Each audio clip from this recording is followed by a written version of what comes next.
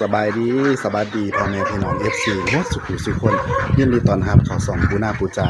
มื้อนี้ปูนาปูใจอยู่บ้านเนาะอยู่ห้วยเพกแล้วก็บ่ได้ไปซ้ายก็สิรอถ่ายน้ำบ้านเท่านี้เนาะตอนนี้ปูนาก็มาเล่นน้ำอายเพิ่นไปสำรวจหมู่บ้านนี้สิมาถ่ายว่าเฮือนเพิ่นมีหยังแหน่เพิ่นให้มาเล่นน้ำเราเลี้ยงเป็ดเลี้ยงไก่นี่แหละแล้วไปเจอกันเลยพี่น้องตัดภาพมาตอนนี้เนาะพี่น้องปูนาก็สิมาเล่นเฮือนหน่อยเราไปตะม่วนพี่น้องอากาศแบบดีนะวิวบรรยากาศน่านั่งเพื่อนหน่อยค่อยหากกระตูบหน่อยค่อยหากแล้วก็เลี้ยงเป็ดเลี้ยงไก่เนาะตอนนี้ก็สิงานไปหาเพิ่นเนาะสบายดีเราสบายดีเฮ็ดหยังเนาะโอ้ตอนนี้กำลังสำรวจมะเขือเป็ดเขือไก่หาอาหารเที่ยงเป็ดไก่ตัวหลายเนาะ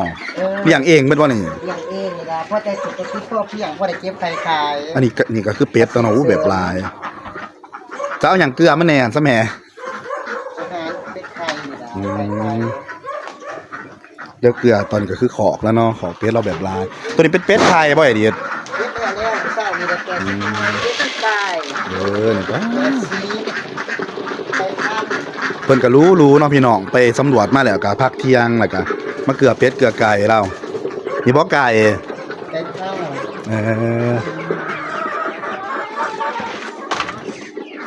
นี่เขาเอิ้นไก่ยังไงดิไก่ไข่บ่ไก่พันไข่ไก่พันไข่ตัวไงนี่พุ่นนี่ดีๆนี่งามเนาะตุนๆอยู่เนาะคือข่อยเนาะไก่ตัวนี้มันตุ๋ยเนาะแล้วก็เกลือตาแบบลายไก่มื้อนึงจักหน่วยไข่มันไก่นี่ไก่มี4เม็ดตัวไข่มันรุ่นน้องรุ่นน้องตัวนี้รุ่นน้อยเนาะเอาไปส่งเพิ่นสั่ง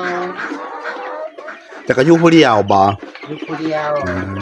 โสดอยู่บ่โสดตลอดแล้วก็งามราคาขาวนั่นพี่น้องนี่แหละเนาะคือเฮือนซ่าน้องเพิ่นล่ะก็จะเลี้ยงเป็ดเลี้ยงไก่บางทีที่เป็ดเราอันนี้เป็นเป็ดไข่เนาะสั่งไหลเด้อไอ้ที่ขายน่ะมันบ่ขายมันไข่เอาบ่าวนี้ที่ว่าจะขายนำจังไดไข่ก็ขายคือกันนี่ไข่โดนมื้อเช้านี่ไข่ขายเบิดแล้วเนาะเขาจะขายอยู่2เกณฑ์ธรรมดาก็10หน่วย35แต่ละแสนถ้าหน่วยใหญ่เนี่ยก็ไข่คัดก็จะแต่10หน่วย40แต่นึงก็ลดอยู่เหลือ110แล้วไข่ไก่อันนี้ไข่ไก่ส่วนนั้นจะไว้บริโภคเองเพราะว่าไก่ส่วนนั้นมันไก่เฮามันเนาะไก่เนาะเนาะไข่ก็เพราะเอาไว้กินเฮาเองสิครับตัวไว้กินเนาะพี่น้องสนใจแม่นสั่งไหลเนาะไข่เป็ดสั่งพันปูนาก็หลายเด้ออยู่บ้านห้วยเพกไข่ไก่บ่ตัวนี้ไข่เพิ่นแล้วหน่วยใหญ่เนาะนี่คือบอนหลังบ้านเนาะแล้วอย่างอยู่หลังบ้านแล้วก็ข้างพี่กำเพื่อนปูนาหันก็คือน้องสาปูนาเนาะแล้วก็หลังบ้านเนาะพี่น้องเป็ดแบบงามเลยบางคนตอนซ้อเราเก็บมื้อนึงละอยู่ 3-4 แตพุ่นน่ะพี่น้อง2 แตบ่แม่2 แตไปเมื่ออย่าบ่มื้อนี้ไปสำรวจมื้อนี้เมื่อยแต่จักหน่อยก็สิไปเดินอีกแต่ก็บ่เมื่อยปานใดดอกม่วนซื่นกับพี่น้องบ้านเฮาฝากส่องปูนาอันนี้ที่ฝากติดตามปูนาอันนี้ที่ฝากส่องของน้อ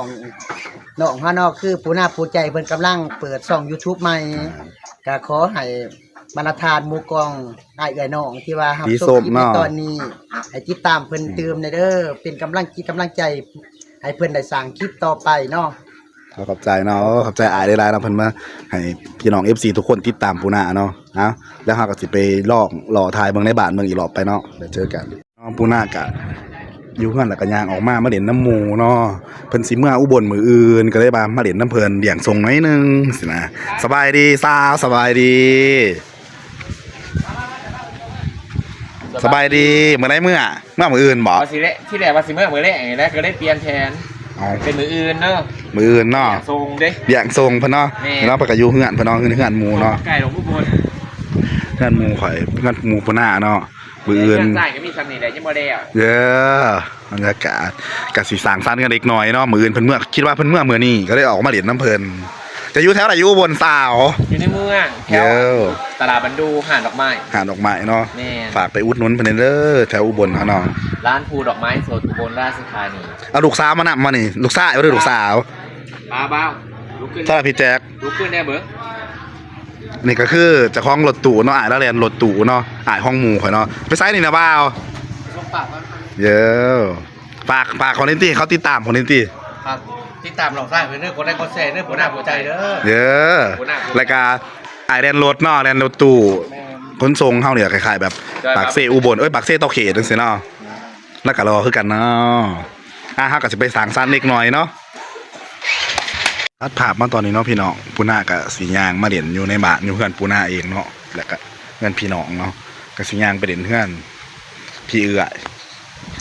นี่คือบรรยากาศแถวเฮือนปูนาเนาะบ่ได้ไปไสเมื่อกี้ไปหาหมู่มาแล้วก็จังสิออกไปหาเพิ่นใหม่ก็เลยว่าออกมาเต้นทายเฮือนพี่เอื้อยเนาะ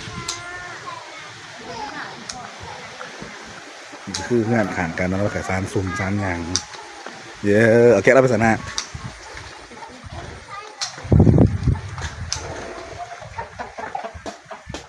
นี่ก็เพื่อนพี่เอื้อยเพื่อนอายผู้หน้าเองเนาะมาเด่นมาเพื่อนมาซีวูไปเลยอย่างมาถ่ายมาอย่างงานหัวเงินสร้างเราเยอะสาวสบายดี จ้าสบายดีจ้า เฮ็ดหยังเนาะ เป็นเขาจ้า แล้วยังกินแรงเขาใหม่มาหัน โอ้กี่เล็กแยกกี่เล็ก แต่เสียบเนาะนี่ก็เพื่อนพี่เอื้อยเนาะเพื่อนอายผู้หน้าผู้ใจเนาะพัดผ่ามาตอนนี้มาเด่นน้ำเพื่อน ผมดูว่าทั้งนี้แหละ มึงมาหันถ่วมตั้งเถื่อก่อน2 เถื่อเนาะ สาม 3เยอะเพื่อนกลัวเพื่อนยังเราไปตำหวันเนาะ สามเสือถ่วงคุณดีได้ปีพี่น้องเอ้ยเสือถ่วง เขาไหม้วะนี่ ต่อไม้ อ่อนอยู่บ่ ออน อืมนี่คือปีไก่ปูนาเนาะแล้วไปใส่ไอ้กบไปใส่ อาจจะข้างไกล เออเฮ็ดกินเนี่ยเราบ่ได้บ้านหนึ่งข่าวแล้วก็เสียกินมาบัดนี้ เสร็จแล้วแกงกี่เล็ก แต่เสียบเนาะ แกงขี้เหล็กใส่กระดูกขางหมูแต่ก่อนเขาใส่น่ะเนาะใส่หนังเนาะซานเนาะ พอบุมากเอาเลย เนาะมันอันนั้นเนาะ นั่งก็มีอยู่ในใส่มัก เออพี่ไก่คนในลูกจักคนนั่นนี่ สามจ้าสามคนจ้า นี่คือบรรยากาศเนาะนี่คือเฮือนพี่ไก่เฮือนพี่ไก่เฮือนอาจปูนาแล้วก็หลังบ้านเพิ่นเนาะบ่ได้เลี้ยงเป็ดเลี้ยงไก่บ่ ใส่หนา6ตู้ เกาะไก่แล้วข้างหลังก็จะเป็นปลาหน่อไม้เป็นน้องสาเป็นพี่น้องหันไก่กันเบิดละแถวนี้คลิปนี้ปูน่าก็เสียเอาไว้สำเนียงก็น้องพี่น้องฝากพ่อแม่พี่น้อง FC ติดตามปูน่าและอยากเบิ่งคลิปหยังคอมเมนต์ไหลเด้อฝากในเด้อพี่น้องฝากติดตามได้ๆเขาเบิ่งปูน่าหลายๆเนาะปูน่าก็สิเอาไว้สำเนียงก่อนขอขอบใจบ๊ายบายพบกันในคลิปหน้าจ้า